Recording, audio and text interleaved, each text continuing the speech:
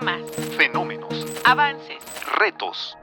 Encontremos soluciones. El programa de DIF Jalisco que te orienta y acompaña.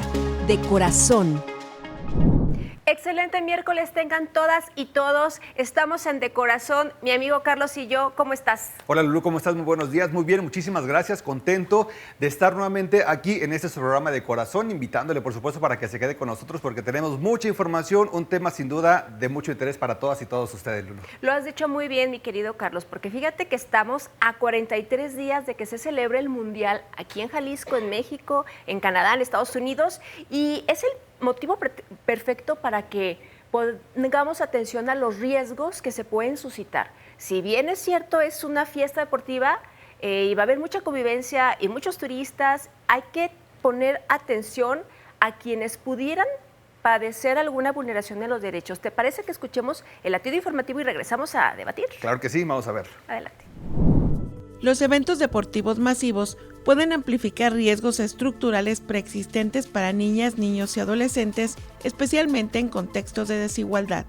En el Mundial de Brasil 2014, se registró un aumento del 17% en reportes de violaciones a derechos de la niñez durante el evento, en tanto que en Rusia 2018, el consumo de alcohol aumentó hasta 35% durante los partidos. Y en Ciudad de México, en los días de juego, se reportó un incremento del 12% en violaciones. UNICEF señala que la violencia, explotación y negligencia tienden a intensificarse en contextos de alta movilidad y consumo, si no hay planeación y protocolos específicos.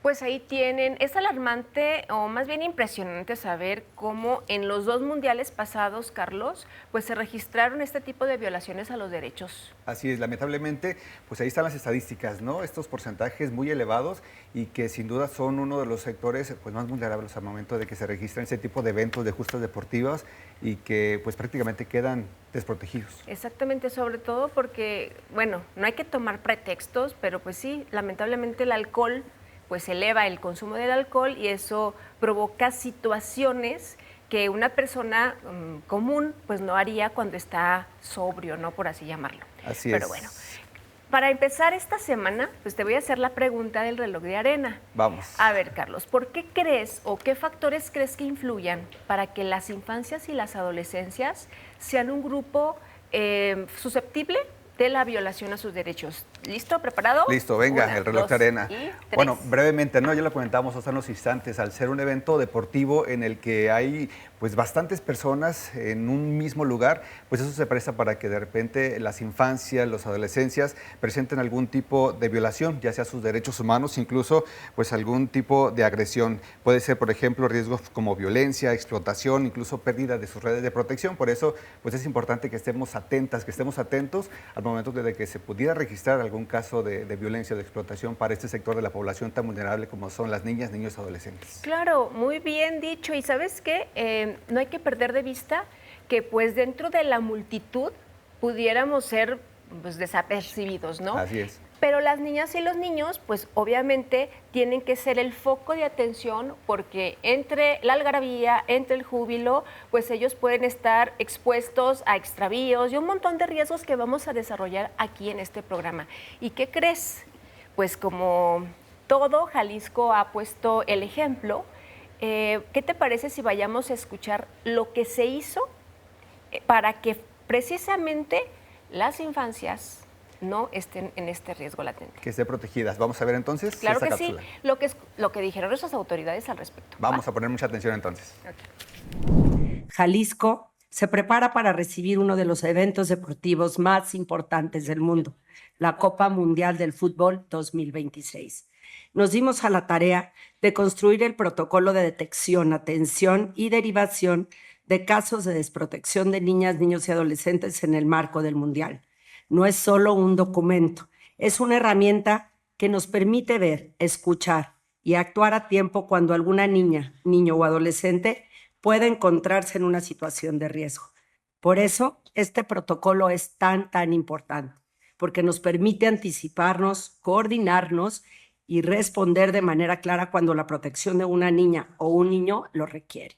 también para las rutas que implican una colaboración de esquemas de salud con esquemas de seguridad, ¿no? ¿Quién va a tomar las representaciones? ¿Cómo vamos a estar en vinculación también con Instituto Nacional de Migración, Secretaría de Relaciones Exteriores y todo aquello que pueda ocurrir ya en la especificidad de los casos? También queremos presentarles a quienes estarán apoyándonos directamente durante los eventos vinculados al Mundial. Se trata de las y los agentes de protección infantil, servidoras y servidores públicos especializados que estarán desplegados en puntos estratégicos para detectar situaciones de riesgo y brindar atención inmediata cuando sea necesario. Son profesionales preparados, pero sobre todo personas sensibles, que entienden que cuando una niña o un niño necesita ayuda, cada minuto cuenta. Ahí también hay una red incluidas en los agentes de protección que hablan otros idiomas, que hablan algunas lenguas originarias. Hay un directorio que se está armando para estos casos. También tenemos el albergue que ya teníamos desde antes, que estará activo para niñas, niños y adolescentes migrantes no acompañados. Tendremos también albergues para núcleos familiares. Con estas acciones queremos que el Mundial deje algo más que recuerdos deportivos. Queremos que deje un legado de coordinación, de prevención y de cuidado para nuestras niñas, niños y adolescentes. El Mundial será sin duda una gran celebración para nuestro estado y cuando el mundo llegue a Jalisco, queremos que vea algo muy claro, que aquí sabemos celebrar, pero sobre todo sabemos cuidar. Que aquí entendemos que la verdadera grandeza de una sociedad no se mide por los eventos que se organizan, sino por la forma en que protege a sus niñas y a sus niños. No cabe duda que los grandes proyectos se logran con la suma de voluntades. Pues ya escuchamos cómo nuestra presidenta y directora explicaron el por qué se hace este protocolo, que obviamente se enmarca en una estrategia de salvaguarda. Carlos, como te lo anticipaba, vamos a desdoblar aquí en esta mesa. Así es, Lulu, y precisamente para profundizar más sobre este tema tenemos a dos grandes invitados esta mañana para que nos contextualicen también qué es lo que se está haciendo ahora sí que el antes, durante y después de esta justa deportiva con este tema tan interesante. Vamos a dar la bienvenida esta mañana a Fernando Tolentino de la Mora. Él es director de vinculación institucional de la Procuraduría de Protección de Niñas, Niños y Adolescentes aquí en Jalisco. Muy buenos días y bienvenido, muchas gracias por acompañarnos. Gracias, Carlos. Buenos días. Gracias. Y también queremos aprovechar la oportunidad para presentar y agradecer la presencia esta mañana de Sara Antillón Esparza. Ella es oficial de soporte de protección de UNICEF aquí en nuestro país, en México. Muchísimas gracias y bienvenida. Muchas gracias. Mucho gusto en conocerles. Grandes invitados, Lulu. Claro que sí. Pues vámonos de lleno ahora sí a lo que nos atañe, porque fíjense que escuchábamos en el mensaje que efectivamente las infancias son susceptibles a riesgos. Primeramente, ¿podemos identificar de qué riesgos estamos hablando? A ver, ¿quién levanta la mano? Bueno, junto con Sara, desde el año pasado comenzamos este trabajo de identificación de riesgos, ahora que estamos por recibir el Mundial de Fútbol en la ciudad. Nos ayudaba Sara y el equipo de UNICEF con la experiencia de otros mundiales a definir cuáles son estos riesgos que están por incrementarse. Nos dábamos cuenta que no necesariamente son los riesgos que vienen del exterior, sino aquellas vulnerabilidades que ya tenemos en la ciudad y que se incrementan por el ambiente del mundial. En ese sentido, se han identificado 7 riesgos, entre los cuales se encuentran la no localización o la pérdida de algún niño, niña o adolescente, el consumo de alcohol y sustancias, niñas, niños y adolescentes en situación de calle, infancias y adolescencias trabajadoras, entre otras situaciones que vamos a estar atendiendo en los próximos días. Cuando hablas de la no localización, podemos suponer que entre las multitudes, decíamos, ¿no? Como cuando hay incluso ceremonias religiosas aquí que convocan a miles de fieles, obviamente hay puestos de socorro en donde si se extravía un niño lo llevas, que es como lo más común. Pero cuando hablamos de un riesgo, dices, bueno, eso se subsana en el momento. Pero cuando dices estos otros riesgos o vulnerabilidades, como lo que es trabajo de calle o incluso explotación, podríamos decir que en las experiencias pasadas de los mundiales se detectó esto. No sé, Sara, que nos pudieras comentar al respecto. Sí, muchas gracias. Quizá un resultado es que tenemos muy pocos datos sobre niñas y niños. En realidad no está tan documentado qué pasa con la niñez cuando hay estos eventos. Los pocos datos que hay, que ustedes ya los han hablado, es el de Brasil, donde nos muestran las cifras que durante el Mundial de Brasil en el país aumentaron 17% las vulneraciones de derechos. Pero esas vulneraciones venían de sus casas. La violencia, la negligencia, la violencia física, la violencia sexual venía mayoritariamente de sus casas. Y lo que vemos es que hay un contexto justo de exacerbada vulnerabilidad para ciertos sectores. Y esto incluye todo lo que dijo Fernando, pero además, por ejemplo, impacto ambiental. El impacto ambiental de tanta movilización de personas va a tener un impacto específico en niñas y niños. Niñas y niños tienen un cuerpo que se está desarrollando, respiran más rápido, se deshidratan más rápido, incluye explotación sexual, incluye violencia. Entonces, la idea es que podamos en este mundial identificar qué necesitan las niñas y los niños y cómo podemos responder a ellos. Sara, menciona algo bien interesante, Lulú, Fernando, sobre el tema de la incidencia al interior del hogar. ¿Por qué se dan este tipo de situaciones? ¿A qué se debe? Lo que nos dicen los estudios es que la violencia que existe en los hogares solo se exacerba. Es decir, las personas no son violentas de repente. El fútbol no genera por sí mismo la violencia. Lo que pasa es que hay muchos factores en torno a los hogares. En cada hogar será diferente. A veces hay problemas económicos, a veces hay violencias aprendidas, a veces hay muchos problemas que se van a exacerbar. ¿Y por qué sabemos eso? Las estadísticas nos dicen que el problema es que se acumulan los casos. Es decir, las personas que violentan a sus familias ven el fútbol y terminando aumentan los reportes de hospital, los reportes de policía y por eso sabemos que aumenta. Entonces lo que antes sucedía quizá a lo largo del día, a lo largo de la semana, ahora se acumula en un momento específico del día a la semana. Están todos juntos prácticamente, ¿no? Y de repente unos le van a un equipo, otros a otro y me imagino que ahí es donde se da el choque de ideas. Sí, y también y de control sobre las familias. Interesante este dato. Y sobre todo en los festejos, ¿no? Tanto en el hogar, el estar viendo un partido y todo el entorno que esto genera, pues obviamente entre, como dices, la discusión, el estar con el compadre que le va al equipo contrario y quizá los niños están viendo lo que están ellos como celebrando o como discutiendo, también es un riesgo que se va, como quien dice, acumulando, pero como que se implanta en las infancias, porque pues obviamente lo que tendríamos que promover a partir del Mundial y siempre es una convivencia sana, pacífica, en donde no exista ninguna manifestación de violencia, por más justificado que digan y enojado que esté el partido porque perdieron, no, ninguna manifestación, pues obviamente para que los niños no aprendan esas conductas violentas. Y además es una fiesta deportiva, ¿no? Hay que aprovecharlo y no todos los años, no todo el tiempo se registran estos eventos en nuestro estado y hay que disfrutarlos. Claro que sí. Claro. Pues bueno, vamos a tener mucho tela de dónde cortar, Carlos, Fer y Sara, porque efectivamente vamos a desdoblar cómo Jalisco se preparó, cómo se visibilizaron las infancias, porque ya estamos trabajando, porque recuerden que Jalisco es de las niñas y de los niños en este mes de abril, y precisamente cómo tenemos que desde la familia promover estos entornos saludables y que si existe algún riesgo, saber actuar a tiempo.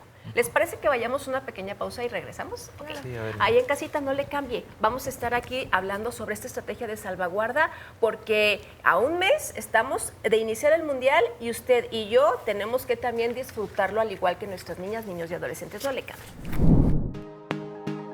De corazón. De corazón. Protocolo de salvaguarda de niñas, niños, adolescentes es el tema que estamos abordando esta mañana aquí en su programa De Corazón con nuestro invitado. En el bloque anterior hablábamos sobre la importancia de que Jalisco esté preparado para esta justa deportiva, Lulú, y bueno, precisamente para darle seguimiento y conocer un poco acerca de las alianzas, esta coordinación, cómo se da el acercamiento entre UNICEF y también la Procuraduría de Protección de Niñas, Niños y Adolescentes. Pues aquí tenemos a los expertos para que nos platiquen a detalle cómo se hace esta coordinación precisamente para enfrentar este tipo de situaciones y estar preparados ante cualquier caso de violencia para niñas, niños y adolescentes. Sara, platícanos, ¿cómo es que, a ver, quién fue primero, como dicen, el huevo o la gallina, ¿no? ¿Quién tocó la puerta de quién? ¿Cómo fue esto? Bueno, contarles que UNICEF tiene el mandato en Naciones Unidas de acompañar a los estados, a los países en cumplir con la Convención de los Derechos del Niño. Entonces, nuestro principal objetivo es acompañar técnicamente, políticamente a los estados a lograrlo. firmamos un convenio con el gobernador, lo cual a partir de eso se han desatado todas las articulaciones y particularmente para el Mundial, pues tuvimos un acercamiento muy cercano con la Procuraduría desde antes de los preparativos para el Mundial, pero en el Mundial encontramos un espacio increíble de colaboración y de trabajo conjunto. Y ahora, Fer, platícanos cómo Jalisco empieza a visibilizar infancias como factor de riesgo, bueno, que se podrían ser vulneradas, y qué es lo que empiezan a vislumbrar y a diseñar, porque hablamos de una estrategia macro y después un protocolo. Platícanos cómo se ha dado el trabajo interinstitucional para llegar a conformar estos lineamientos que vamos a decir más adelante. Sí, Lulú, todo este trabajo comenzó desde el año pasado.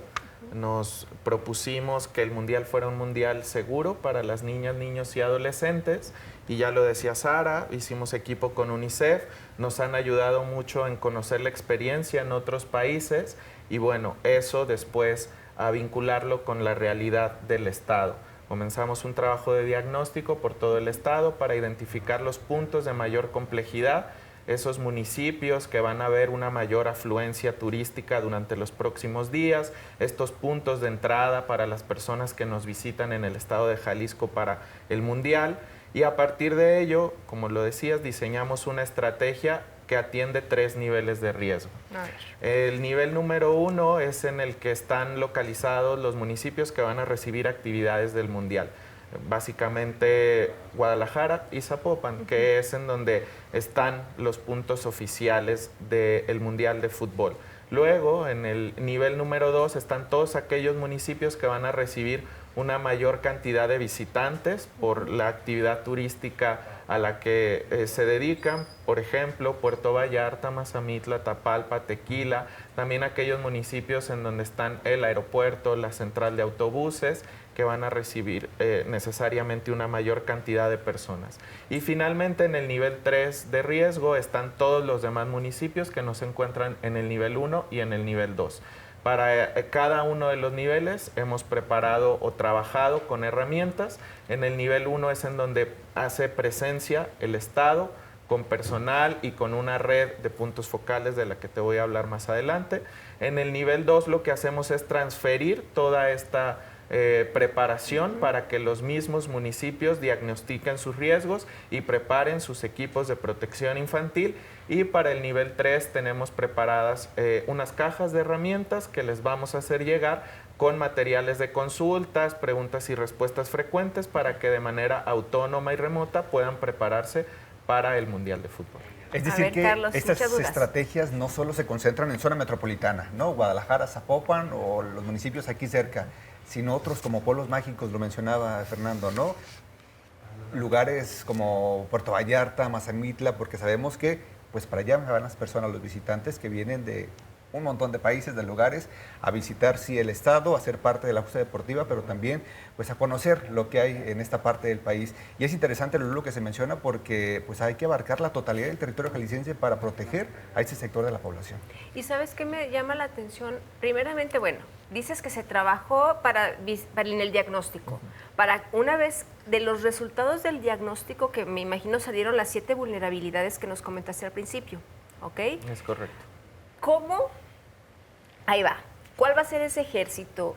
¿Con quiénes hicieron alianzas para realmente estar in situ en todos estos puntos que mencionas, por ejemplo? A ver. Sí, hay una iniciativa que nos enorgullece y que es única en el país, que son los agentes de protección infantil. Es personal asignado a la Procuraduría de Protección de Niñas, Niños y Adolescentes con una formación especializada y diferenciada para ser autoridades de primer contacto de niñas, niños y adolescentes que están en alguna situación de vulnerabilidad. Estas personas se estarán vinculando con algo que denominamos red de puntos focales. Okay. Lo decías tú, Lulu, ¿cómo vamos a tener presencia en campo todas las autoridades involucradas en la atención del tema? Estos agentes van a estar desplegados en campo conformando algo que denominamos células de protección infantil.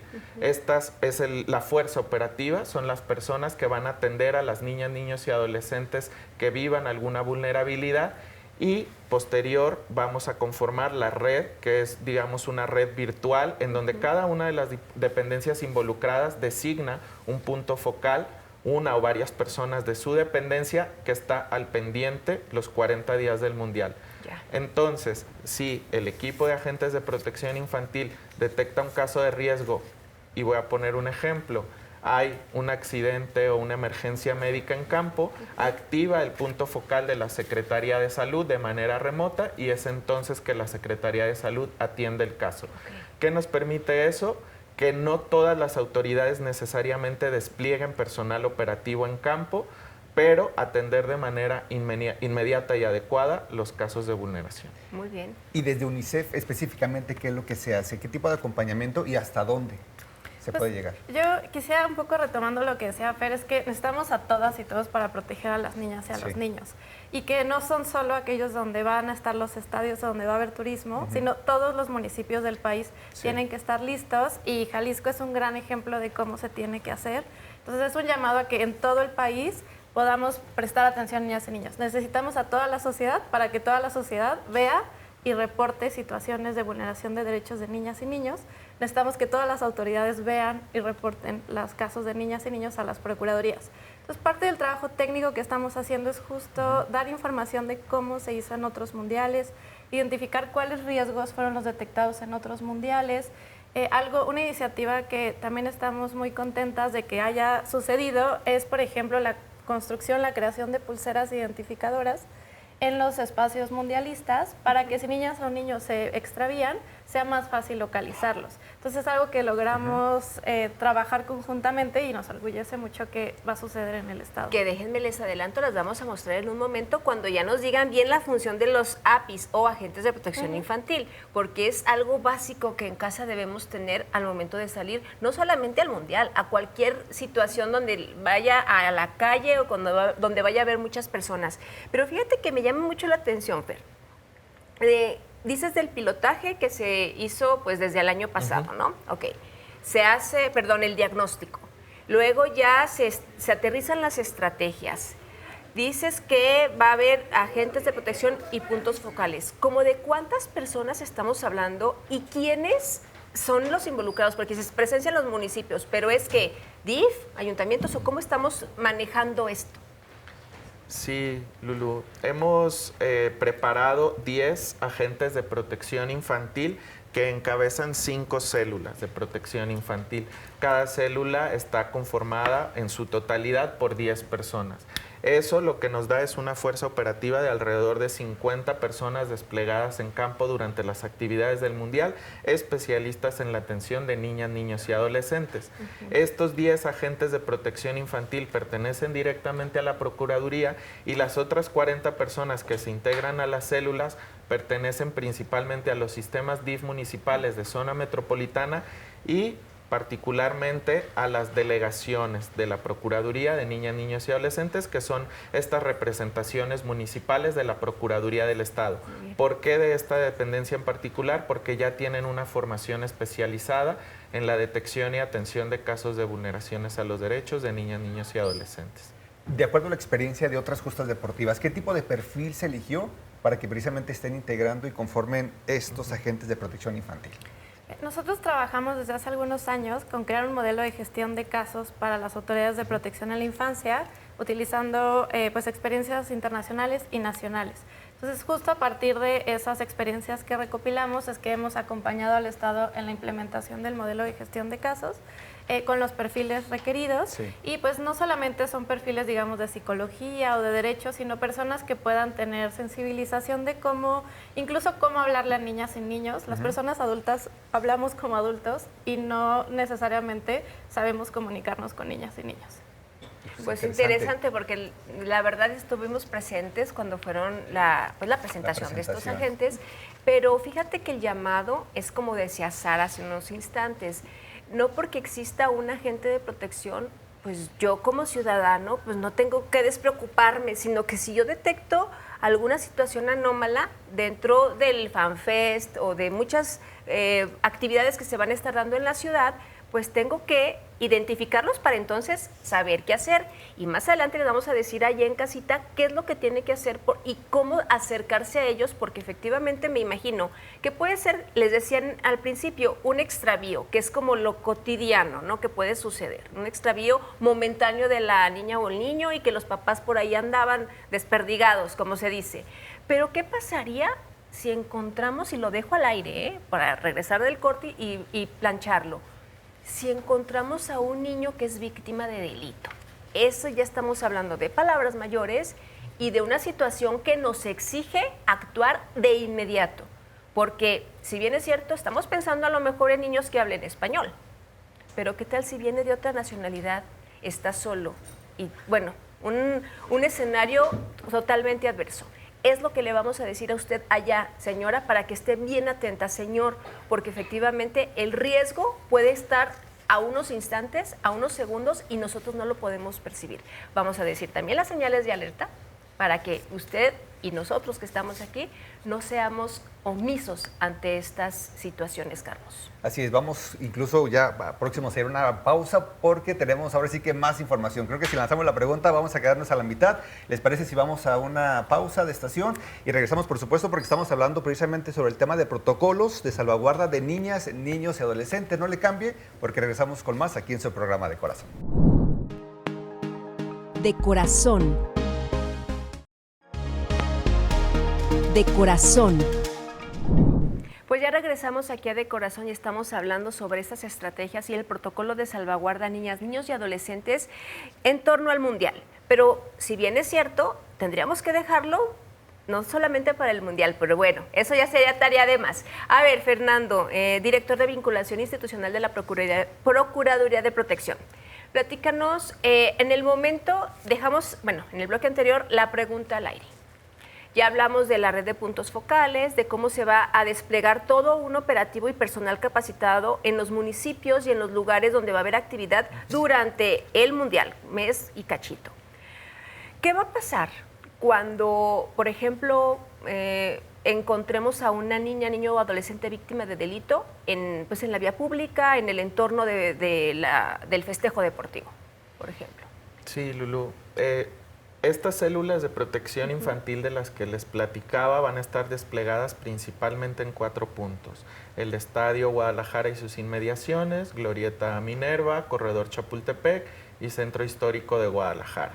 Si alguno de estos incidentes ocurre en estos puntos, lo ideal es que busquen un agente de protección infantil. Estas personas tienen la capacitación especializada para activar el protocolo, para seguir las rutas de atención definidas, para salvaguardar de manera inmediata la integridad de estos niños, niñas y adolescentes que han sido víctimas de algún delito y para canalizar el caso a la autoridad correspondiente.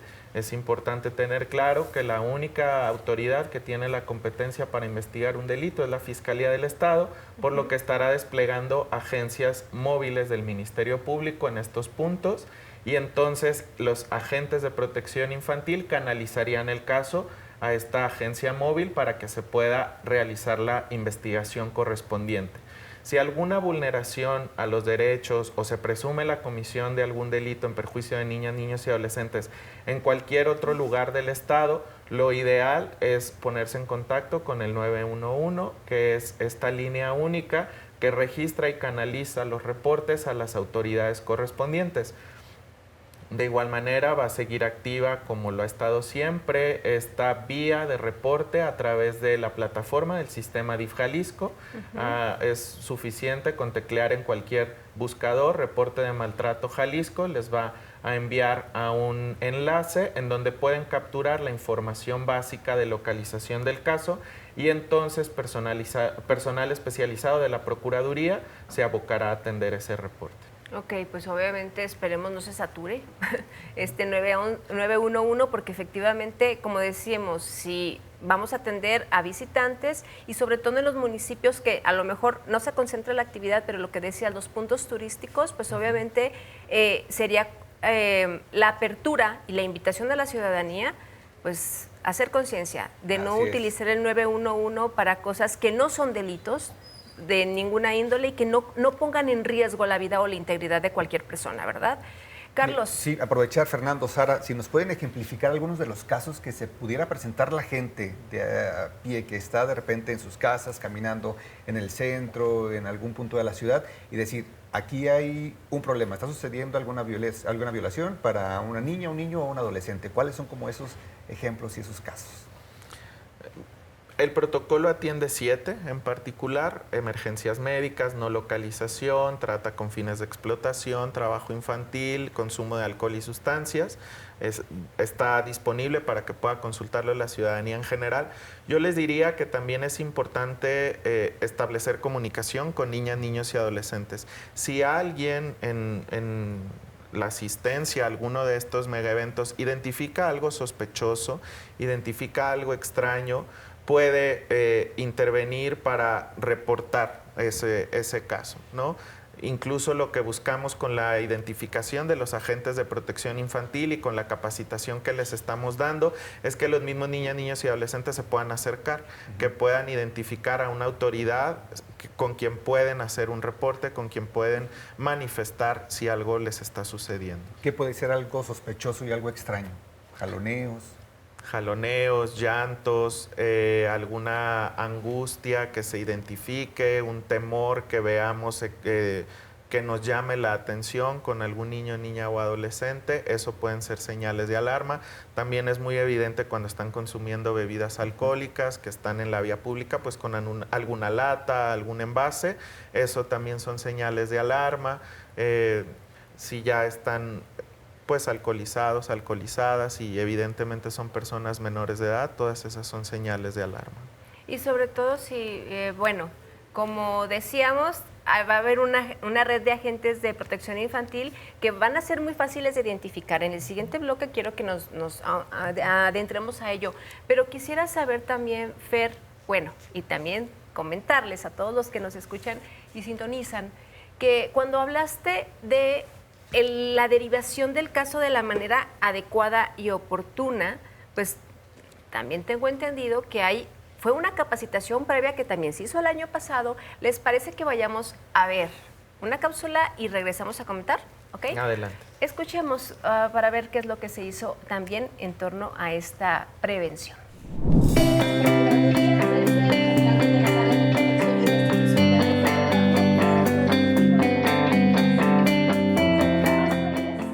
Por tanto, el lanzamiento por la Procuraduría Federal del primer modelo homologado es un hito en el país y felicitamos enormemente al gobierno federal, pero por supuesto a los gobiernos estatales que son pioneros en la adopción del modelo, y Jalisco está en esa lista, claramente liderando en la bajada, en la adopción y la institucionalización del modelo.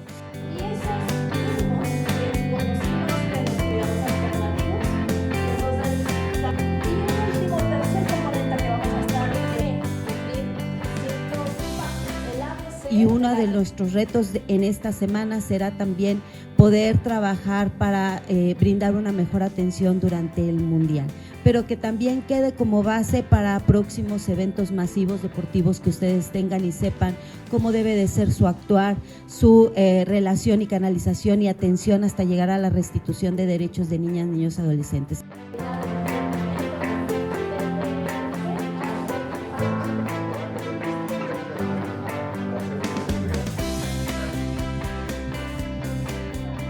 Ahora enfrentamos un gran reto, no solo y principalmente el tema de nuestras infancias, que todos los días lo trabajamos, sino con un magno evento que es el tema del Mundial. Y pues bueno, justo esta capacitación viene a fortalecer todas nuestras capacidades como equipo y poder tener la respuesta inmediata para la atención de nuestras infancias.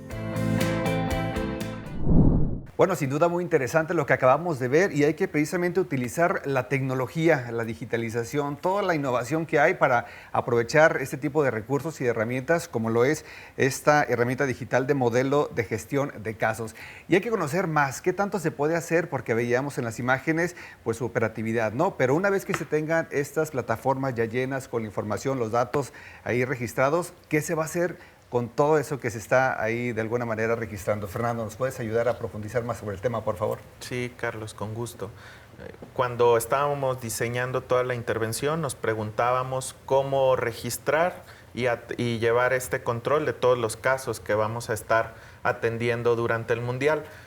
Ya lo decía Sara, que hemos estado trabajando en equipo desde el inicio y tomamos la decisión de alinearnos con el modelo nacional de gestión de casos y hacer uso de la herramienta Primero, que son iniciativas de UNICEF. Entonces me gustaría que Sara nos platicara un poquito más al respecto.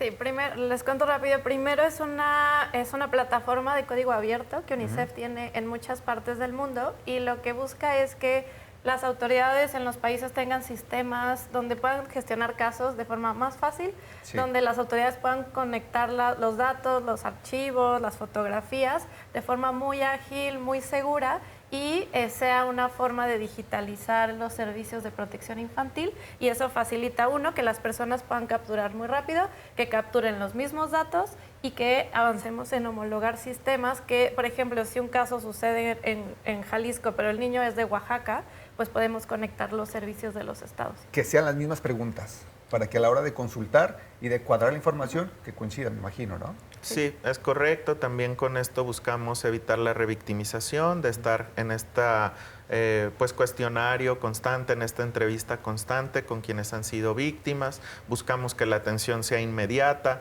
que lo que se genere sea un reporte que pueda pasar entre autoridades y de esta manera brindar la mejor atención posible a los casos de manera inmediata. Son unas tabletas que traen precargado este sistema Primero. Las y los agentes de protección infantil contarán con una mochila llena de herramientas. Entre esas herramientas está esta tableta y si hay necesidad de atender un caso, se registra en esta plataforma y en tiempo real la información se puede ir visualizando entre el resto de los equipos. Concretamente, ¿qué se pregunta en este cuestionario? Hay datos generales de identificación en el cuestionario para ir creando como un perfil del niño, niña o adolescente que estamos haciendo y posterior a eso se va elaborando, voy a decirlo así, un primer diagnóstico de vulneración de derechos para definir frente a qué estamos actuando y cuál es la ruta de atención correcta. Fer, estamos hablando de que esta capacitación, pues ya hay varias sesiones que me ha tocado asistir. ¿A quiénes se ha capacitado hasta este punto y si se va a ir a más municipios o cómo es la dinámica para que todos, pues como quien dices, no les falte ni una coma a los datos que ahí son vertidos? Sí, Lulú. En este momento hemos puesto especial énfasis en la Procuraduría del Estado y en todas las delegaciones del Estado. En este momento tenemos 42 delegaciones operando a lo largo del Estado de Jalisco. Hemos convocado a todas estas autoridades a distintas capacitaciones, muchas de las cuales han sido acompañadas por el equipo de UNICEF. Se les ha ido capacitando en el modelo de gestión de casos, en el uso de la herramienta Primero.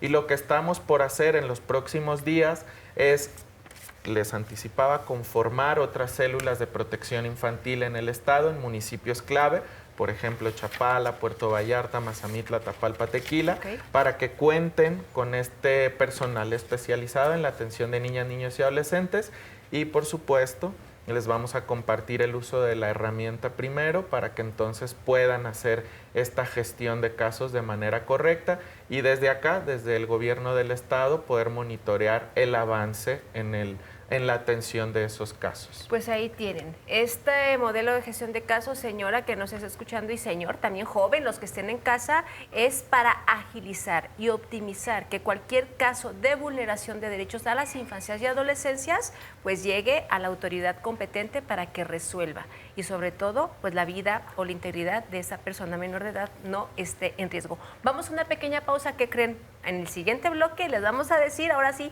qué van a hacer, cómo deben actuar cuando se enfrenten a una situación que pudiera pasar. Adelante. De corazón. De corazón.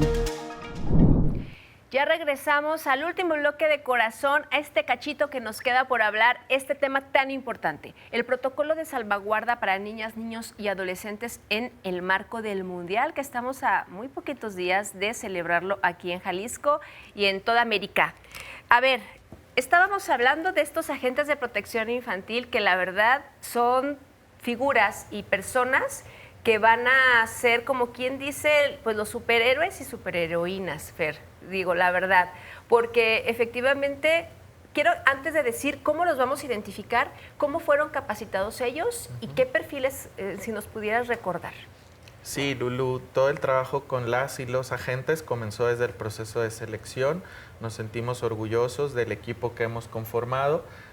Tenemos de distintas disciplinas, es un equipo conformado por 6 mujeres y 4 hombres, y algo en lo que pusimos especial atención es que fuera un equipo también multicultural.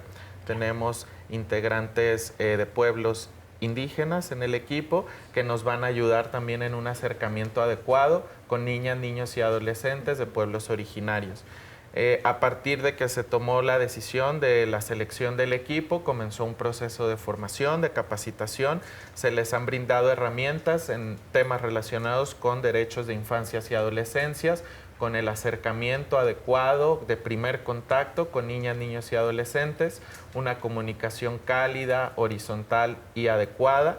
Ya lo decía Sara, las personas adultas estamos acostumbradas a hablar con personas adultas, pero no necesariamente con niñas, niños y adolescentes. Eso es algo en lo que se han ido preparando. También tienen formación en prevención y atención de las violencias, se han estado formando y vinculando con los sistemas de gestión de incidentes del gobierno del Estado, protección civil, seguridad pública. También hemos puesto especial atención en temas de salud, tanto física como mental. Han tenido formación o acercamiento con el equipo de paidopsiquiatría de la Secretaría de Salud para la atención y contención de crisis. Han tenido contacto con personal del Departamento de Psicología de varias universidades, también para tener esta formación de cómo contener algún caso de angustia, de estrés, de miedo en un niño, niña o adolescente. Ese es más o menos el perfil y la formación que han tenido hasta este momento. No, pues muy extenso, la verdad. Así es, y físicamente, ¿cómo podremos identificar a un agente de protección infantil? ¿Tendrán algún distintivo como para decir, aquí están los agentes y hay que acercarnos a ellos, ya sea para informar, para platicar o para denunciar algún tipo de violencia? Sí, se ha diseñado una imagen institucional para las y los agentes de protección infantil. Estarán debidamente uniformadas todo el tiempo que estén en operación. Tendrán uniformes, gorras, mochilas con el logo oficial de los agentes de protección infantil. Además, se colocarán algunas lonas que permitan ubicar físicamente el lugar en el que se concentran estos equipos. Entonces, para la ciudadanía confiamos que sea fácil ubicar a estas personas. Además, estamos, como les decía, conformando una red de puntos focales. ¿Qué buscamos? Que todas las autoridades en campo sepan cuáles son los agentes de protección infantil activos en ese momento, para que, por poner un ejemplo, si un policía o un agente de seguridad tiene primer contacto con un caso, de inmediato se conecte con la célula de protección y pueda hacer la derivación para la activación del protocolo correspondiente. Todo el acompañamiento. Es correcto. Así que vamos a identificarlos, Carlos, pero también en casa tenemos tarea que hacer. Desde que, bueno, si en casita tenemos niñas, niños o adolescentes y vamos a ir a un festejo, a un partido o a cualquier actividad cultural que se va a estar desarrollando en la ciudad, pues primeramente, como dicen, agarrarlos bien de la mano y hablar con ellos, está bien. Pero tengo entendido, y no me dejarás mentir, que si bien es cierto, se nos olvida, si el niño no trae un gafet, si el niño es pequeño y no sabe proporcionar datos de ubicación, de teléfono, pues obviamente una identificación como cuando lo mandan a la escuela, ahí con los datos del adulto responsable. Pero si se les olvida hacer eso, efectivamente los agentes de protección también van a estar equipados al respecto, ¿verdad? Platícanos. Sí, una de las iniciativas que hemos desarrollado en coordinación con UNICEF son las pulseras de identificación. Estas pulseras se van a estar distribuyendo de manera masiva en los puntos de los que ya les hablé. Son pulseras como esta. Tienen al frente la imagen de las agentes de protección infantil y están escritas en español, en inglés, en francés y en wixárika. Van a poder las personas al reverso llenar los datos de identificación de ese niño, niña o incluso adolescente. Esto es importante que sepan que esta información solo tendrán acceso las autoridades en caso de ser necesario. Las personas adultas responsables llenan la información, la colocan en la muñeca del niño o niña y si no se requiere, al momento en el que terminan su visita o su actividad, la retiran, la rompen y la desechan y nadie tuvo acceso a la información. Pero en caso de que ese niño o niña no esté localizado o esté extraviado, la autoridad puede retirar la pulsera, tener acceso a la información que se encuentra en el reverso, el nombre de la persona adulta responsable, el nombre del niño, niña o adolescente, teléfono y dirección de contacto y si hubiera alguna condición médica relevante. Esto nos permite actuar de manera inmediata y disminuir el tiempo de reacción frente a la pérdida de un niño o extravío de un niño, niña o adolescente. Ya los agentes de protección infantil tienen la capacitación especializada para poder hacer esta identificación parental y la reunificación con los padres, madres de estos niños, niñas o adolescentes extraviados. Y la leyenda, ¿no? Lo que dice precisamente, si me encuentras sin compañía, por favor, lee dentro de la pulsera. ¿Y qué hay dentro de la pulsera? Estos datos que ya nos mostraban en la pantalla, en el brazalete, donde pues prácticamente son datos personales para poder ubicar al menor, la niña, el niño o el adolescente y dirigirlo hacia sus padres o a su domicilio, incluso, no sé. Y me imagino, ¿qué pasará si una vez, hay un niño con esta pulsera? Yo siempre me imagino, soy como Alicia en el País de las Maravillas. ¿Qué pasaría si me encuentro al niño, el agente de protección? Yo como ciudadana, me encuentro al niño extraviado, ubico al agente de protección, ¿lo llevo con él? ¿Es correcto? Sí, es correcto. Hay que dirigirse con algún agente de protección infantil o con cualquier autoridad que esté cercana al incidente. La autoridad sabrá cómo coordinarse con estas células de protección para que intervenga un agente de protección infantil. En el equipo de agentes de protección infantil hay personas que hablan inglés, español, francés, coreano, wixárika, tenec y otras lenguas indígenas y saben cómo traducir o cómo realizar esta traducción con el niño, niña o adolescente para poderse comunicar de manera inmediata e identificar a la persona adulta responsable de ese niño, niña o adolescente. Perdón, Carlos, te voy a robar la palabra. ¿Y qué pasa si la persona adulta responsable no está, no atiende el llamado? ¿Qué pasa con ese menor en ese momento? Independientemente de la nacionalidad de la niña o el niño, obviamente si hay un adulto responsable que llenó la pulsera, me queda clarísimo. Pero si se fue allá, si el júbilo le ganó, ¿qué va a pasar con ese niño?